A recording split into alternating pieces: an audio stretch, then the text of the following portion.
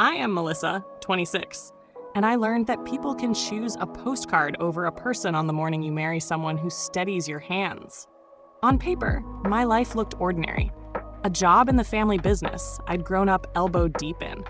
An apartment with a thrift store couch that knew every late-night spreadsheet, and a fiancé-turned-husband named Dale, who reads balance sheets the way other people read horoscopes. He's a financier by trade, and the only person I've ever loved who understands both accruals and irony. For years, I'd been the quiet machinery of my family, paying late rent, fixing vendor relationships, smoothing over mistakes my parents had a talent for making, because that's what responsible meant in our house. It was a role I'd performed without applause, because the alternative was shouting into a void that would politely laugh. The wedding morning was a study in small betrayals. The quiet in the house where there should have been movement, the bridal gown hanging like a promise in the doorway, the scent of someone else's cologne already on my pillow. My florist sent photos of the bouquet on the dressing table. My friends texted selfies in lipstick and nervous laughter.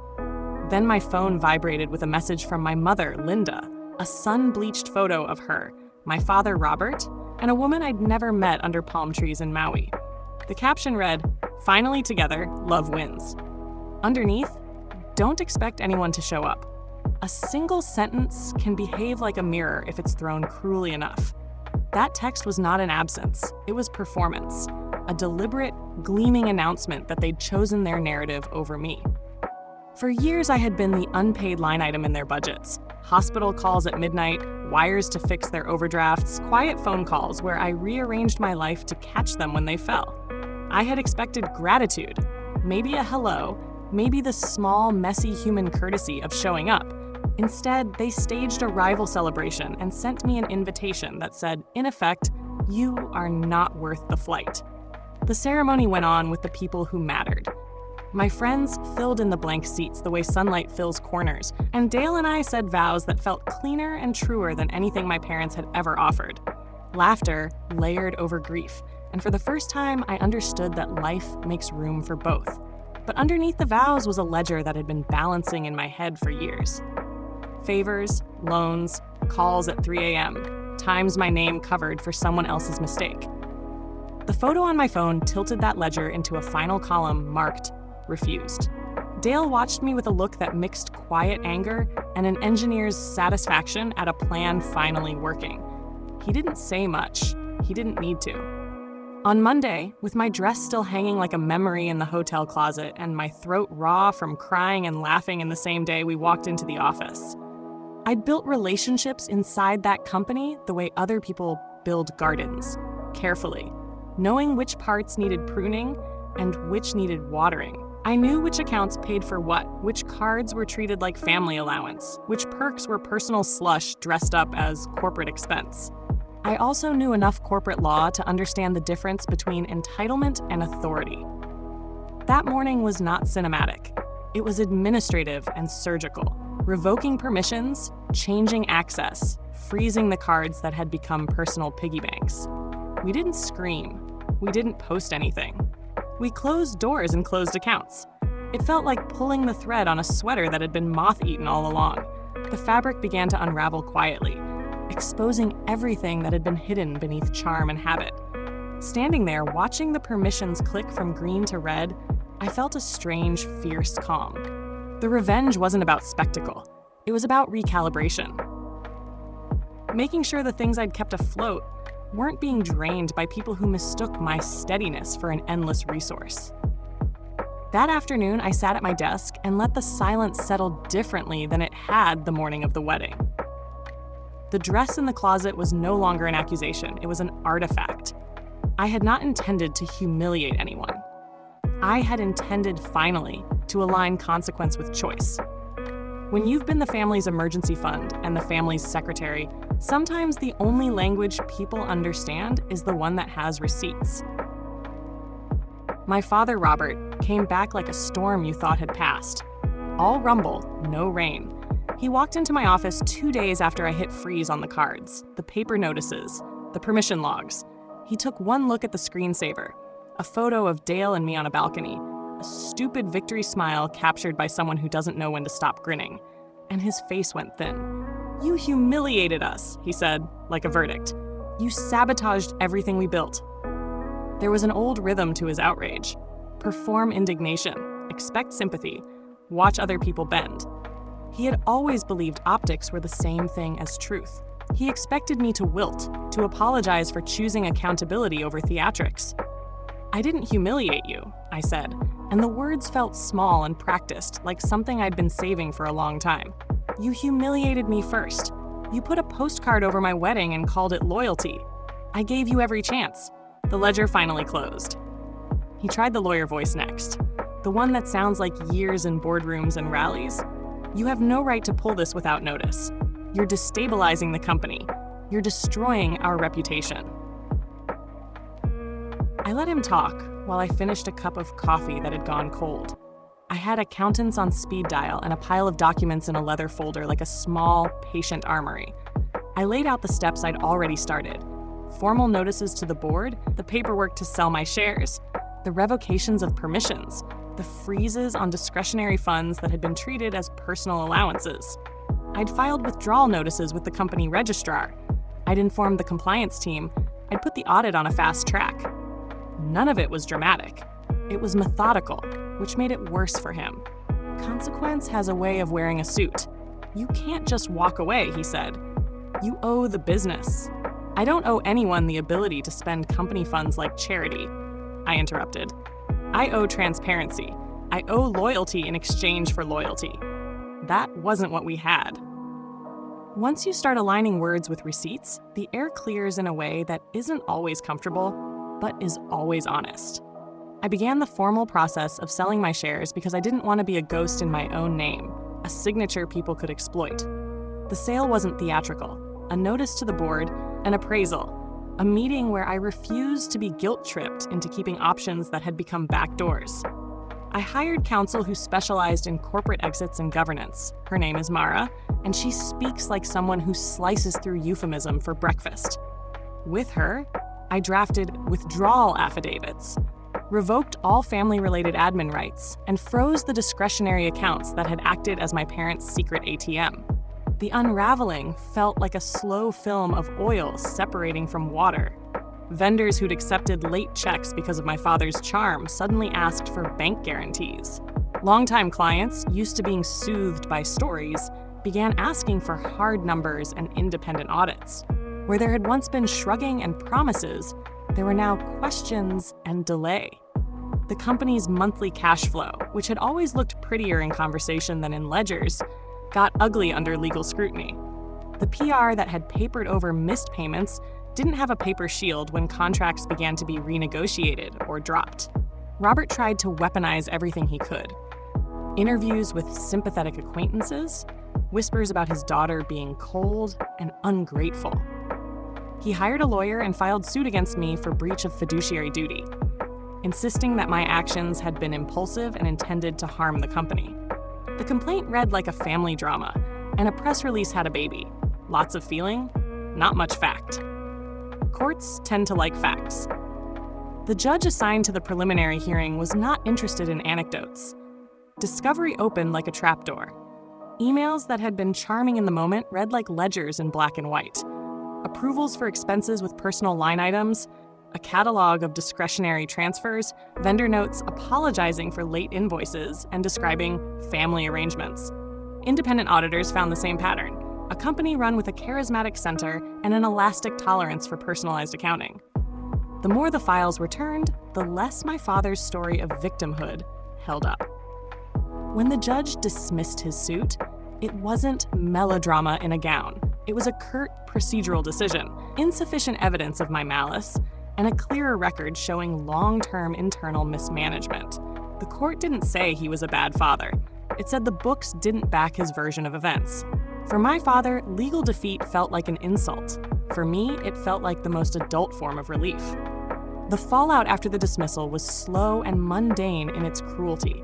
Vendors tightened terms or walked away entirely. High-value clients who once tolerated romance for the sake of convenience began to whisper about risk and stability. The company's pipeline thinned.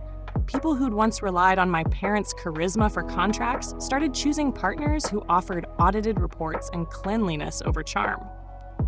The business, which had once run on relationships and gentle fiction, found itself ill-equipped to run on spreadsheets and cold, impartial due diligence. Watching it happen was complicated. There was a streak of satisfaction, not vindictive, but honest. The sense that accountability had been delivered in the currency the company tolerated, paperwork. There was also a hollow ache that came from seeing the people I'd known reduced to a string of missed payments and strained phone calls. Revenge rarely looks like a movie.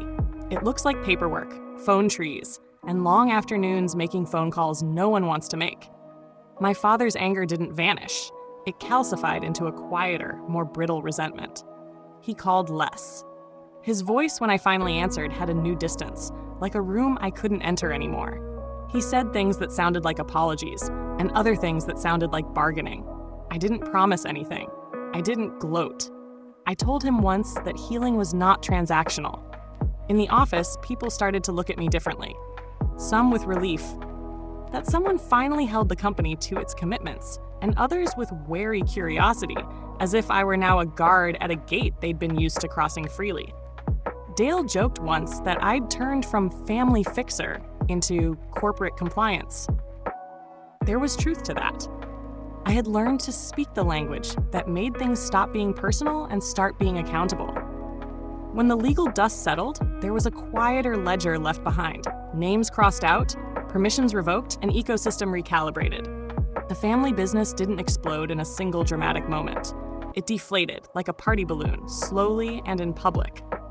That slow decline was, in many ways, worse than an immediate collapse. It forced everyone to watch truth become consequence, and consequence become reality.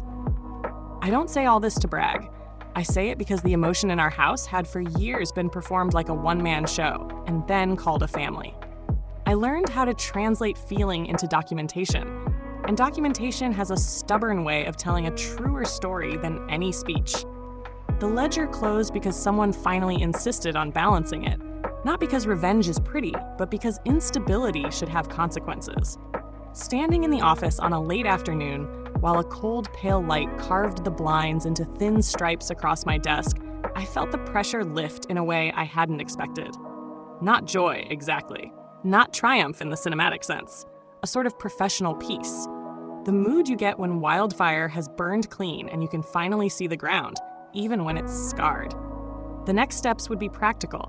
Selling my shares, finishing the withdrawals, making sure there were no backdoors left by affection or habit. The moral of this chapter would, if anything, be simple. If you're going to treat care like a commodity, don't be surprised when someone finally invoices you. The envelope felt like an impossible thing to hold. Thick, cream paper, edges softened by a hand that had practiced patience. It came a month after the judge's letter, when the world had started to reassemble itself into quieter shapes. I almost didn't open it. There are moments when the heart knows better than the hands what an envelope contains. Inside was a folded sheet and a brief note in my grandfather Henry's careful looping script. He'd always been the quiet one, the kind of man who built foxholes of kindness around people and never made a fuss about it. The note was 3 lines. Walk away if they choose themselves. Build what they can't measure. Don't be afraid to own the space you make. There was a legal addendum too, a trust clause triggered by his passing, and the number that should have felt obscene read like relief, nearly $6 million. Not theatrics, not a weapon, a tool with weight. I sat on the studio couch Dale and I had only recently been daydreaming about, the one we'd promised ourselves when we could finally stop patching other people's problems and start building something that would last. For a while, all I could do was read Henry's note over and over, tasting the consonants like they were small, honest truths. He'd always been pragmatic and weirdly poetic in the same sentence. He knew, somehow, that sometimes forgiveness is logistics and freedom is capital. The money didn't smooth everything. It made a lot of things possible. We paid back the late fees that had become an ugly little residue of my family's habit of borrowing time. We settled with vendors who'd been hurt by the scramble. not out of charity, but because I didn't want to inherit their resentment. Then Dale and I did the brave, foolish, and terribly practical thing. We opened a small architecture studio aimed at community work. The space was a narrow loft above a hardware store. Light caught in its exposed beams like an offering. We named it for Henry in the way people name gardens, quietly, with gratitude. The studio wasn't about glossy renderings for wealthy backers. It was about porches where neighbors could gather, schools that could breathe, and incremental fixes that made blocks safer and kinder. We hired young designers who smelled like fresh coffee and possibility, offered sliding scale consultations, and put a portion of the trust into a fund for community scholarships. We rented a room for neighborhood meetings and hung Henry's note on the bulletin board, not as a monument, but as a mission statement. There's an odd alchemy to building something from money you didn't ask for. You feel guilty and liberated at the same time. That guilt is useful. It keeps you honest. The liberation is what lets you take risks.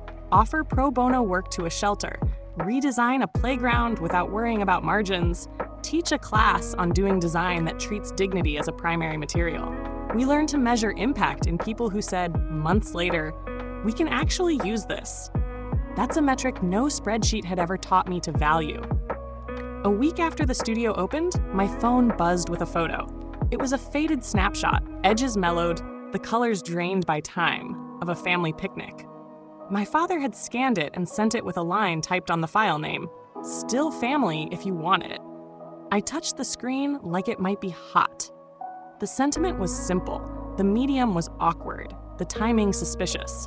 I thought of the postcard, of the way they'd chosen sunlight over me on the day I married Dale. I thought of the audit trail that had become my language of consequence. I thought of Henry's handwriting and the fact that he'd given me the exact thing I needed to build on my own terms. I didn't reply. I printed the photo on plain paper, folded it, and put it in the top drawer of my desk where we keep the studio's old name tags and a jar of spare keys. I didn't hide it. I didn't burn it.